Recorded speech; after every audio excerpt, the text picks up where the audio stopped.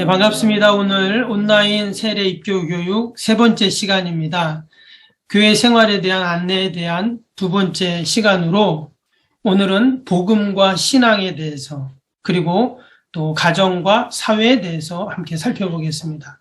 먼저 지난번에 했던 내용 잠깐 다시 한번 복습해 보면 우리가 교회에 대해서, 예배에 대해서, 또 인간과 죄에 대해서 살펴보았습니다. 우리가 주일날 어디 간다 했죠? 교회 간다 했죠. 또 교회 가서 무엇을 합니까? 우리가 예배를 드리게 됩니다. 그래서 교회라는 것은 단순히 예배당, 건물만을 말하는 것이 아니라 하나님께 부름을 받은 사람들의 모임, 예수님 믿는 사람들의 모임이 바로 교회라 그랬습니다.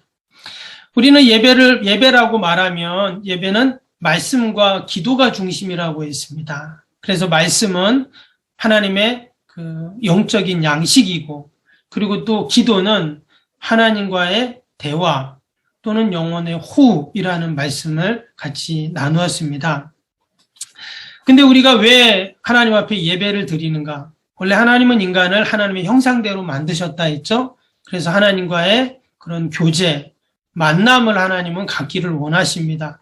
그런데 처음 사람이었던 그 아담이 죄로 말미암아 타락하고 범죄함으로 인해서 인간은 하나님의 형상이 파괴되고 또 온전한 예배를 드릴 수 없게 되었습니다. 때문에 우리가 그 죄로 인해서 타락하고 영원한 이제 심판과 죽음을 맞이할 수밖에 없는데 어떻게 하면 이 죄의 문제를 해결할 수 있는가? 그것이 바로 복음이라고 했죠. 그래서 오늘은 복음에 대해서, 복음이 무엇인지, 또 복음이 어떠한 능력이 있는지에 대해서 함께 살펴보도록 하겠습니다. 여러분, 그 드린 책자와 또 PPT 자료를 참고해 주시면 되겠습니다.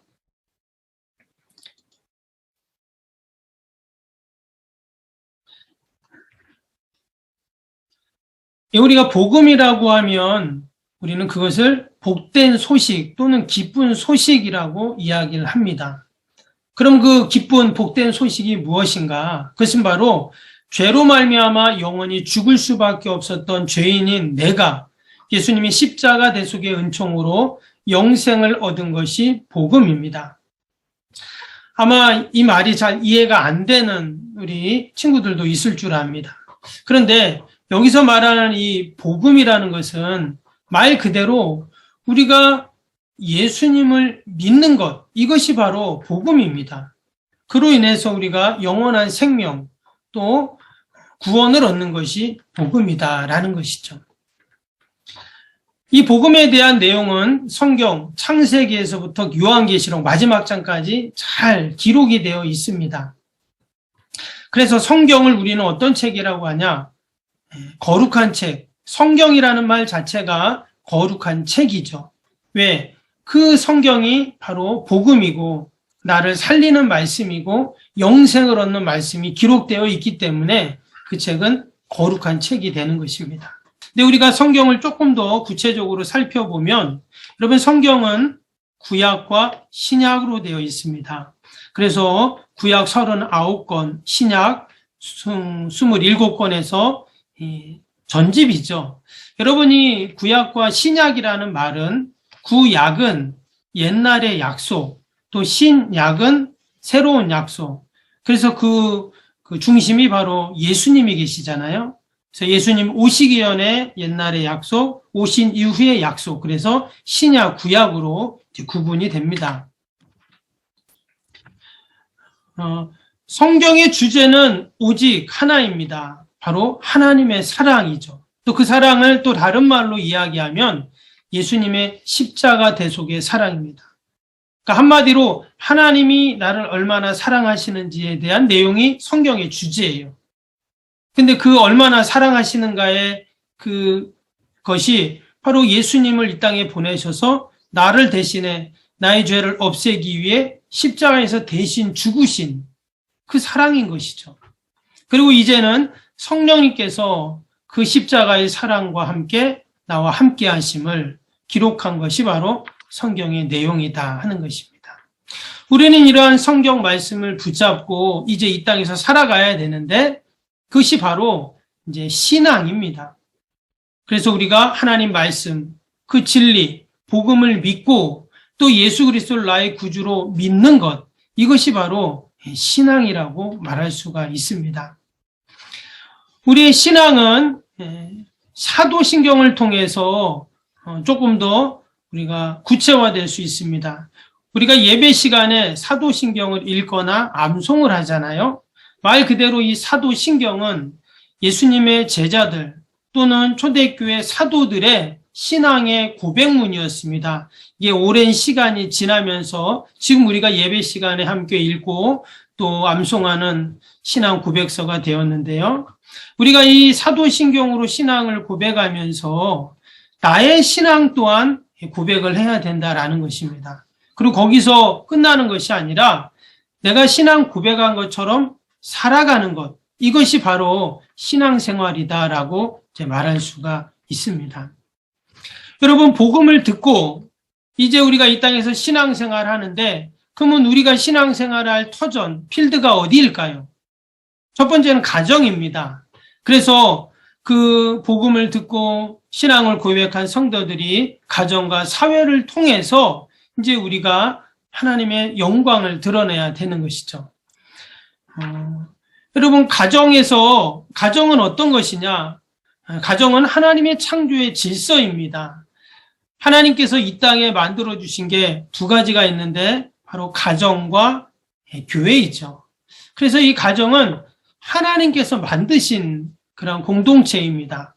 하나님이 만드셨기 때문에 인간이 그것을 억지로 만들려고 하거나 또 그것을 없애려고 하면 하나님이 기뻐하지 않으시겠죠. 그래서 가정은 하나님이 만드신 창조 질서의 기본 그런 공동체다라는 것입니다. 그리고 또 가정은요, 천국의 모형입니다. 우리가 언젠가 이 땅의 삶이 끝나는 날 우리 믿는 자들은 다 천국을 가게 되는데 하나님께서 이 땅에서 천국을 경험할 수 있는 곳을 만들어주신 것이 바로 가정이다라는 거예요. 그래서 우리는 가정을 통해서 천국이 어떤 곳인지 우리는 경험할 수가 있습니다. 그리고 가정에서 우리 부모님은요, 하나님의 대리자이고 우리 자녀들은 하나님이 주신 선물이고 기업입니다. 그래서 그 종교개혁자들은 부모님은 보이는 하나님이시다 이렇게도 말을 했습니다. 때문에 우리 자녀들은 늘 부모님을 하나님의 대리자로 여기고 부모님께 잘 훈육을 받고 교육을 받고 늘 부모님에게 순종을 해야 되겠죠.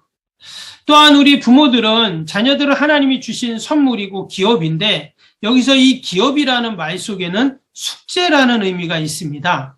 그래서 하나님께서 우리 부모들에게 우리 자녀들을 맡겨주셨는데 마치 숙제처럼 맡겨주셨다는 거예요.